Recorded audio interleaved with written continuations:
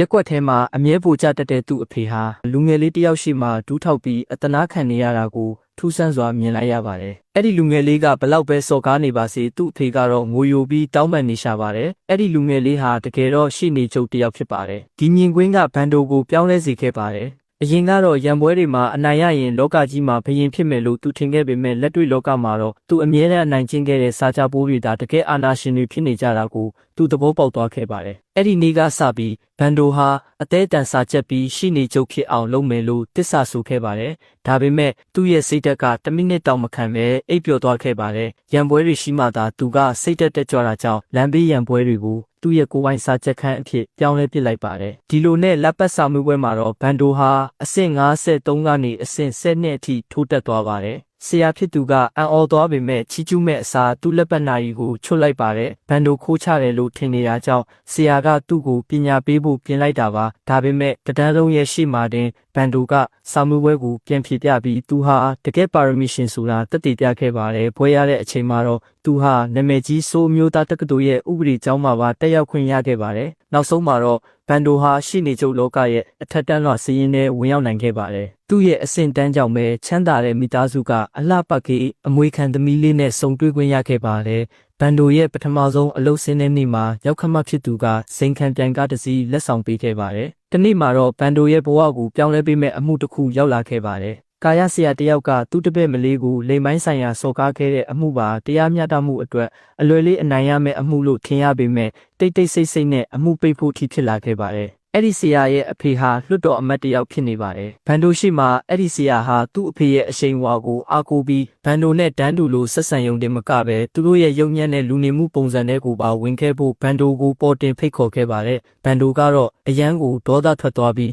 နင့်နာသူမိန်းကလေးအတွက်တရားမျှတမှုရှာပေးဖို့ဆုံးဖြတ်လိုက်ပါတယ်။သူကနင့်နာသူရဲ့မိခင်ကိုတွားရှာခဲ့ပေမဲ့မိခင်ဖြစ်သူကညံရီမမီတဲ့ဝေဒနာခံစားနေရတယ်လို့ကျောင်းကလည်းဒီအမှုကိုဖုံးကွယ်ဖို့အတွက်ဆရာဘက်ကနေကူညီပေးနေကြတာပါဒါပေမဲ့ဘန်ဒိုကတော့လက်မလျှော့ပဲအထောက်အထားတွေရဖို့နဲ့အဲ့ဒီဆရာကိုတရားစွဲနိုင်ဖို့မနာမနေကြိုးစားနေခဲ့ပါတယ်ဒါပေမဲ့အဲ့ဒီညမှာပဲသူ့ရဲ့စီနီယာဒေါန်ချူကမထင်မှတ်ပဲရောက်လာခဲ့ပြီးဒေါန်ချူကဘန်ဒိုကိုစိုးမြို့လေခေါင်ကခန့်ညားထဲဝါလာတဲ့အဆောက်အဦကြီးတစ်ခုရှိကိုခေါ်သွားပါတယ်ဒါကတော့နိုင်ငံတော်ဝန်ကရှေ့နေချုပ်တွေရောက်ချင်ကြတဲ့ဗဟိုခရိုင်ရှေ့နေချုပ်ရုံးဖြစ်ပါတယ်ဒီနေရာကကင်တွယ်တဲ့အမှုတိုင်းဟာတနိုင်ငံလုံးကိုတုံးလုံးစေနိုင်တဲ့အထိအာဏာရှိပါတယ်ဒေါန်ချူကဘန်ဒိုကိုဒီနေရာအထိခေါ်လာရတဲ့အကြောင်းရင်းကတော့ထိုဆရာရဲ့အဖေလွတ်တော်အမတ်နဲ့သူတို့ရဲ့ဌာနမှူးကောင်းစစ်ကရင်းနှီးတဲ့တငယ်ချင်းတွေဖြစ်နေပါတယ်သူကဒီအမှုကိုအသာတကြီးဖျောက်ပစ်ဖို့ဘန်ဒိုကိုလာညှိတာပါဒေါန်ချူကဘန်ဒိုရှိမှဒူးထောက်ပြီးတောင်းပန်ပါတယ်အကျိုးမြတ်ကတော့ဘန်ဒိုကိုနေမျိုးလေးကနေစိုးရဲ့အထက်တန်းလွှာအတိုင်းဝိုင်းထဲကိုယာရုတိုးပေးမှာပါတာမန်ရှိနေတယောက်ဖြစ်ပဲနေမလားဒါမှမဟုတ်တရားစီရင်ရေးလောကရဲ့ထိပ်သီးတရားကိုင်လုံးတွေကိုဝင်မလားဆိုတဲ့ရွေးချယ်မှုကြီးပေါ့ဘန်ဒိုတယောက်တညလုံးစဉ်းစားရခက်နေခဲ့ပေမဲ့နောက်နေ့မှာတော့အမှုကိုကြေးပေးလိုက်ပါတယ်နင့်နာသူမိခင်အတွက်နင့်နာကြီးဝန်တန်း90ရအောင်လုပ်ပေးခဲ့ပါတယ်ချက်လက်မှတ်ပေါ်ကသူညတွေကိုရေတွက်နေတဲ့ထိုမျိုးသမီးကိုကြည့်ပြီးဘန်ဒိုစိတ်မကောင်းဖြစ်နေခဲ့ပါတယ်ယာရုတိုးသွားတဲ့ပထမဆုံးနေ့မှာပဲဒေါန်ချူကဘန်ဒိုကိုလှုပ်ဝက်နေရတစ်ခုစီခေါ်သွားပါတယ်ဓာတ်လီကားနဲ့အမြင့်ဆုံးကိုတက်သွားတဲ့အခါမှာတော့ဇိမ်ခံအိမ်လို့ခေါ်တဲ့နေရာကိုရောက်သွားပါပြီဒီနေရာကကိုရီးယားရဲ့အာဏာရှိဆုံးလူဒန်းစားတွေပဲလာခွင့်ရှိတာပါနာမည်ကြီးမင်းသမီးတွေကအစအကုန်ရှိနေတဲ့ဒီနေရာမှာလူတိုင်းရဲ့အာယုံစိုက်မှုကိုခံနေရတဲ့သူကတော့သတင်းစာထဲမှာပဲမြင်ဘူးတဲ့ကောင်းစစ်ပါပဲအကြီးကဲကောင်းစစ်ကဘန်ဒိုကိုမျက်လုံးချင်းတောင်မစုံပဲခေါင်းပဲညင်းပြပါတယ်ဒါပေမဲ့ဘန်ဒိုအတွက်တကယ်စိတ်ပြက်စရာကောင်းတာကအဲ့ဒီနေရာမှာရုံညံ့တဲ့ကာယဆရာပါရှိနေတာပါသူကအဲ့ဒီကလပ်မှာဝန်ဆောင်မှုတွေအကြောင်းဆရာကြီးစတိုင်နဲ့ကြွားလုံးထုတ်နေတာကိုမြင်ရတော့ဘန်ဒိုတယောက်ယွန်ရှာလွန်းလို့အပြင်ကိုထွက်ဖို